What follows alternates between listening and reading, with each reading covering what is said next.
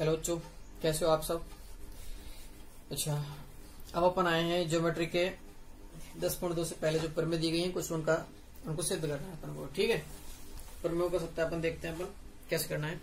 कि त्रिभुज की भुजाओं के लंब समद्विभाजक संगामी होते हैं, इस चीज को अपन को सिद्ध करना है। ठीक है, तो मैंने आपके पास एक डायग्राम बना रखा है जिसमें उनके लंब समद्विभाजक बनाए हैं कुछ। तो मैं लिख रहा हूं, सबसे पहले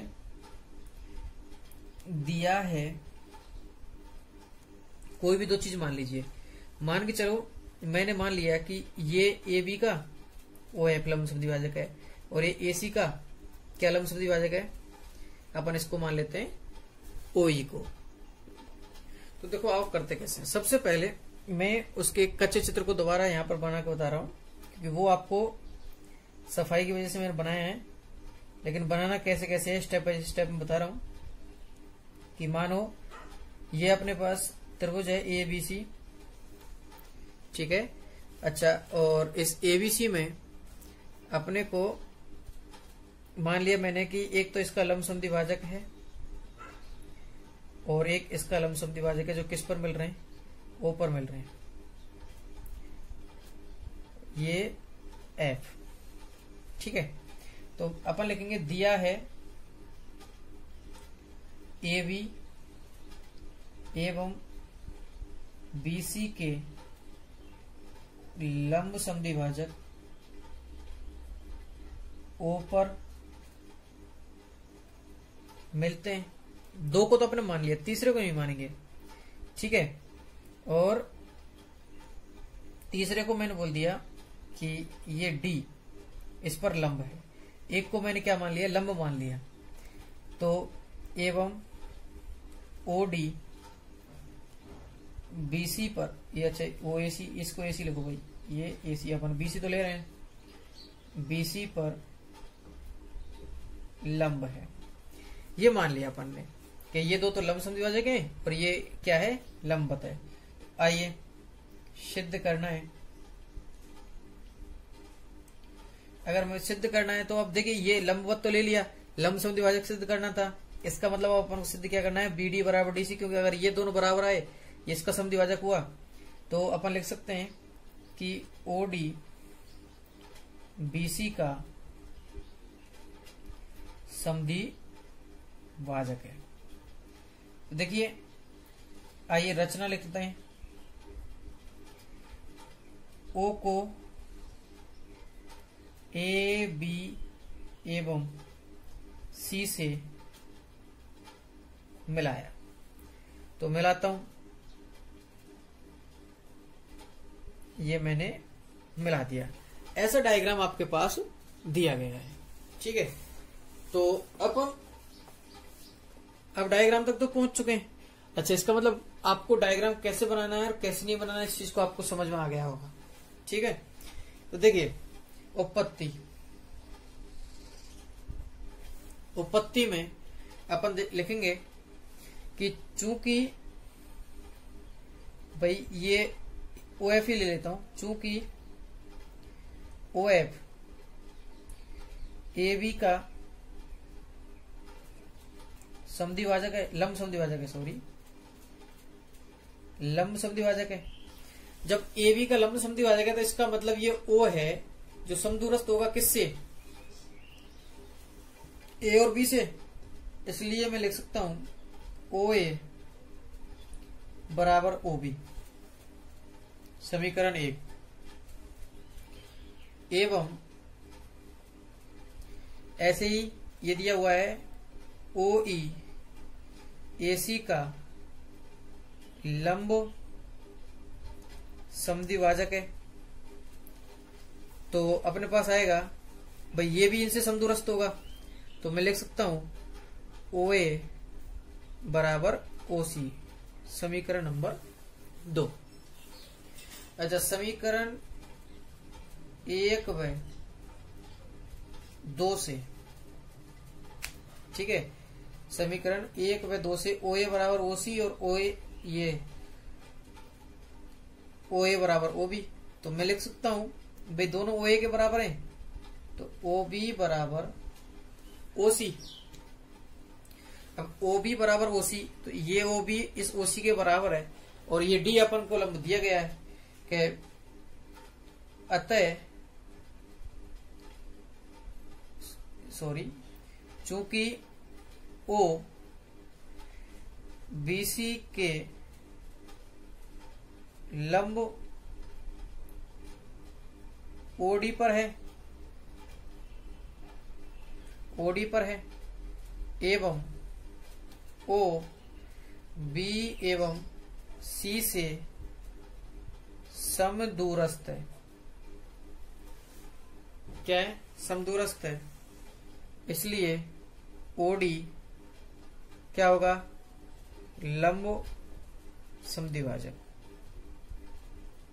देखिए जो समदूरस्थ बिंदु होगा वो किस पर स्थित होगा? लंब समद्विभाजक पर, और ये लंब दिए ही है तो इसका मतलब यही क्या हुआ? लंब समद्विभाजक होगा। अतः बिंदु O पर सभी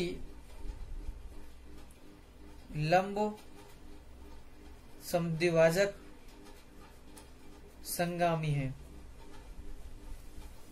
तो ये संगामी तो हो गए, लेकिन अब एक चीज का और देखना है अपन को कि ये लंब समद्विभाजक था, ये लंब समद्विभाजक था, ये लंब समद्विभाजक था।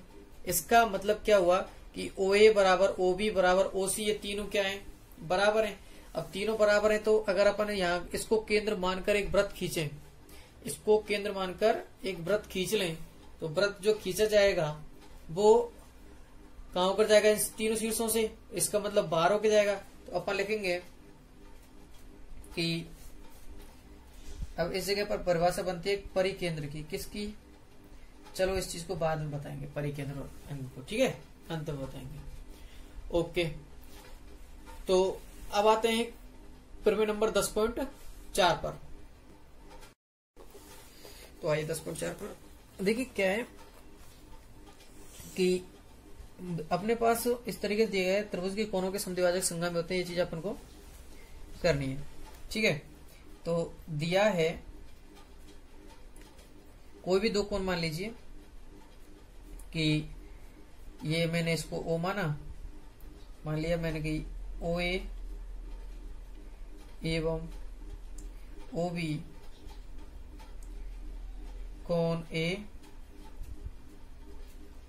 एवं कोण C के क्या है? समद्विभाजक हैं, जो किस पर मिल रहे हैं? O पर। अच्छा, उसके बाद अब अपने पास बचता क्या है कि देखिए मैं इसको ऐसा करता हूं, चलो अभी इन दो को समद्विभाजक रहने दिया और इसको सिद्ध करना है। OC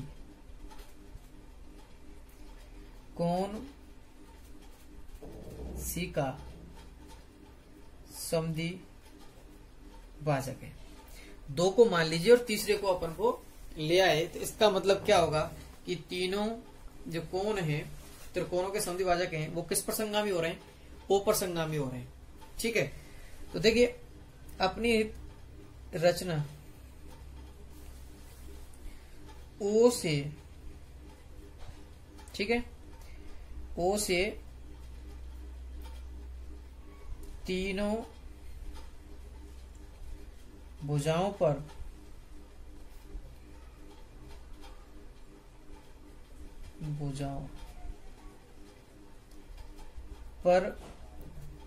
लंब डाला।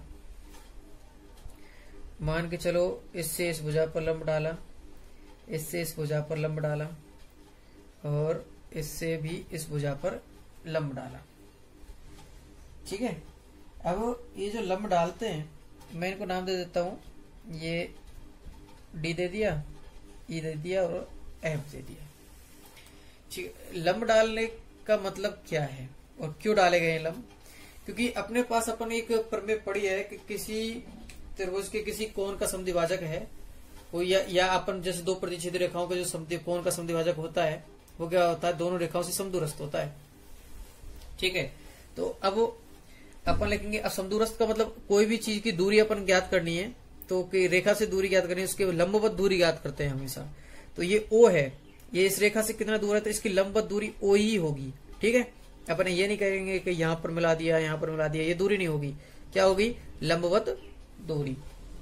तो आइए उत्पत्ति में देखते हैं कि चूंकि कोण ए का समद्विभाजक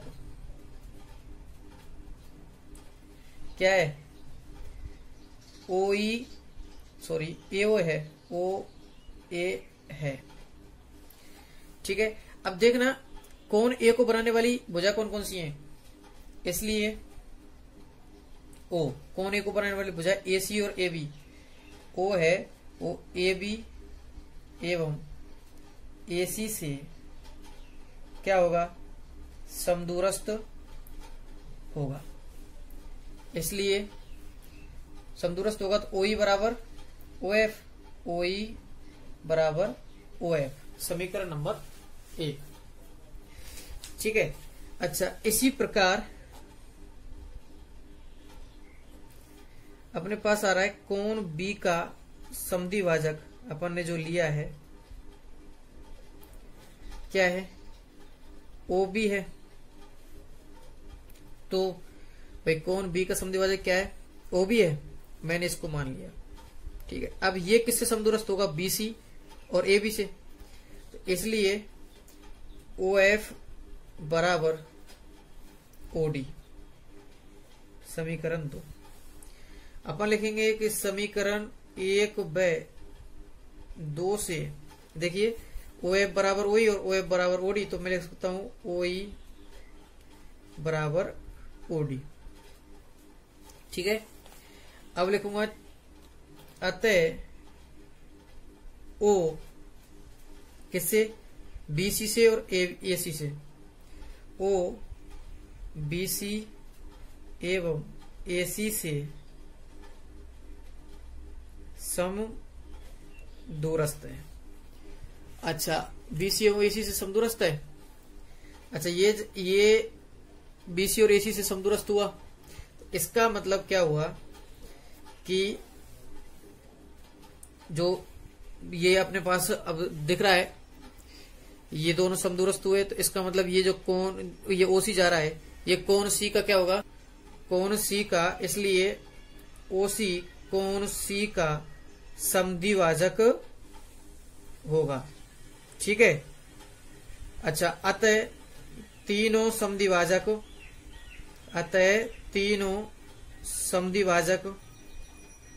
किस पर, तीनों समद्विभाजक O पर संगामी होंगे।